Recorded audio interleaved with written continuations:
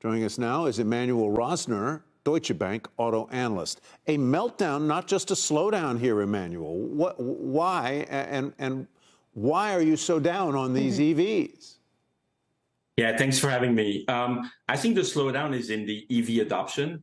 So essentially, people are adopting EVs slower than expected. The meltdown is in corporate companies and investor expectations. Essentially, companies had planned massive investment on the premise of much faster adoption of EVs. This is not playing out. And now we're hearing from corporates that they're pulling back or canceling altogether these investments. Just last week, Ford basically said they're not going to spend $12 billion out of the $50 billion they were going to spend in EVs. GM has pushed out a second EV factory by about a year. They're pushing out some new models, and they're going to be launched later on. So it is essentially a real meltdown of expectations, which has resulted in a meltdown of stock prices. What could change that picture? I would think way higher gas prices might change that picture, for one thing. More affordable EVs might change that picture for number two. Am I on the right track there? You're definitely on the right track. Affordability, I think, is the name of the game. And this is what's crucially lacking from EVs right now. EVs are more expensive than their counterpart on the combustion engine side. And the early adopters basically didn't care and bought them. But now the average buyer is essentially saying, why would I pay 10, 15, 20, 25% more for the privilege of driving an EV? And so there's a lack of affordable model of affordable EVs. And that's something that, unfortunately, we feel will take some time to be corrected. The very reason why GM is saying, hey, we're going to take a pause, slow things down, and then maybe issue these new models later on is so that they can essentially try to work on lowering these costs and then come out with some cheaper, more affordable model. But that will take some time, probably another couple of years.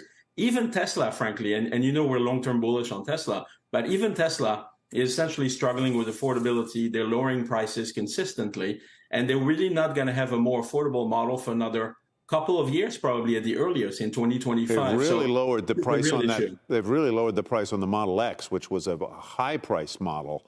They've taken that way down. Court? Yeah, Emmanuel, I guess I'm just wondering, you're talking about price, and certainly that is a factor. It makes a lot of sense. But what about the infrastructure? I mean, I am a non-EV owner, and I have to admit it makes me nervous to have a car that I know that I need to find a place to charge, which might be harder to find than a traditional gas station. Is that still a worry, or am I in minority? No, absolutely. It's still a real concern. I think that a big piece of driving EV adoption is going to be able to essentially address some of these concerns.